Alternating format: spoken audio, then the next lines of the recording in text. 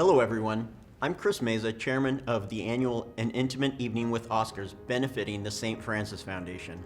And I'm Mark Ryle, president of the St. Francis Foundation, with some important information about our 2021 event and an exciting preview of our 2022 extravaganza.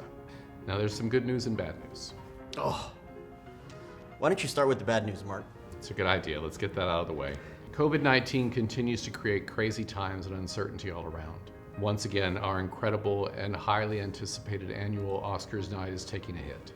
We still can't be together in the ways that we want to, not yet anyway. But I think we'd all agree it's looking more and more hopeful with each passing day. But let's face it, some events are easier than others to convert from live to virtual. And we'd submit our Oscars event benefiting the St. Francis Foundation really isn't one of them. For one thing, we'd miss Chris' warm welcome as we come off the private elevator to the penthouse suite in this historic Fairmont Hotel atop Nob Hill. We couldn't see the gorgeous clothes, the fabulous jewelry, the custom outfits, and the red carpet excitement that the energy creates just for this invitation. And perhaps most of all, we can enjoy the first-class hospitality of this beautiful hotel. This amazing penthouse suite we're standing in, the incredible catering, the generous pours, and the true spirit of the celebration that comes from standing elbow to elbow with some of our favorite people and our most gracious supporters. So it is with great sadness that we've taken the decision to wait another year for that opportunity. But rest assured, we're already thinking about ways we can make the 2022 Oscars night one for the record books. We're thinking about things like maybe having actual celebrities or two to hang with in the penthouse, or an Oscars winning betting pool.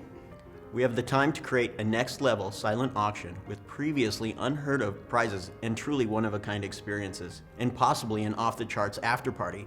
I mean, the sky's the limit, right? We have this year's budget and next year's budget. Okay, now hang on, don't get crazy.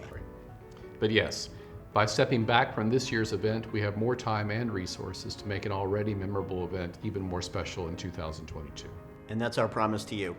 Thank you for your continued patience, and to encourage your continued support of this event and the St. Francis Foundation, we will redouble our efforts to make Oscars 2022 the most talked about red carpet desired invitation in town.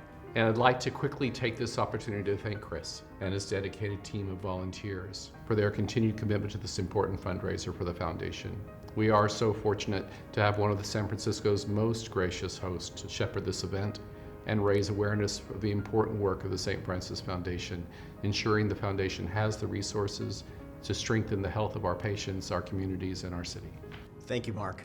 It's been an honor and a privilege to host this event for the past 6 years, and I'm proud of the work our committee raising funds in support of the St. Francis Memorial Hospital, making a deeper contribution to San Francisco's health by improving access to world-class healthcare for all. The countdown starts now for An Intimate Evening with Oscars 2022 in 3, 2, 1. Are you ready?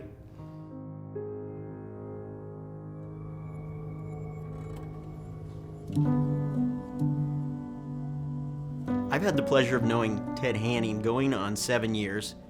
I met him at a Christmas charity event, and I was at the front of the entry collecting gifts for Toys for Tots, and Ted came walking in with bundles and bundles and bundles of toys.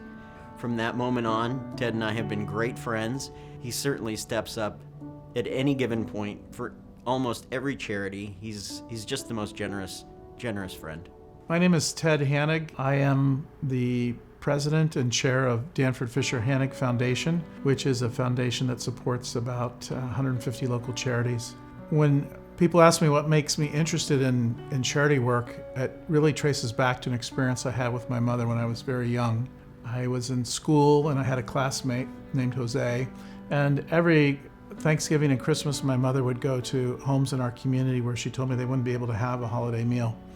And she would prepare it and deliver it. On this particular occasion, the home was where my friend Jose was. It was quite a shock for me to realize that my friend didn't have the things that I had.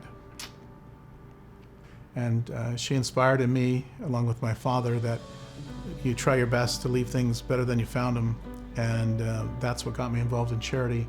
One of my friends, Chris Meza, was involved in the St. Francis Foundation, and he told me about what they were doing and how they were helping people. I just said, count us in, and we've been enthusiastic participants and supporters ever since. and we've seen so many of their programs, so many of the lives that they have helped, that we feel privileged to be part of what St. Francis is doing. People ask why healthcare is one of our top philanthropic values. It's because of the impact that it has on the people around us and our community. If COVID has taught us anything, it's that no matter where you are in the world, we are all connected. Whether it's somebody around the block, or guess what? If it's somebody sneezing in China, it might affect you in your life. So when we invest in healthcare, we're not only investing in our community, but we're really taking care of everyone we love. Because when you increase healthcare for others, we have just learned that you're really also taking care of yourself. Our work with the foundation is so important. Oftentimes you'll hear me say it's where two worlds collide. The Tenderloin meets Nob Hill. We get so much wonderful work done here for our communities. With the help of friends like Ted, we keep the foundation thriving and contributing to our communities. On behalf of the St. Francis Foundation, we thank you very much. We couldn't do this without you. For many of us, we've had a lot of significant moments at the hospital. Births, passings, maybe they've saved our lives or the lives of another. It's impossible for me to think of any place more important in our lives than what goes on at the hospital.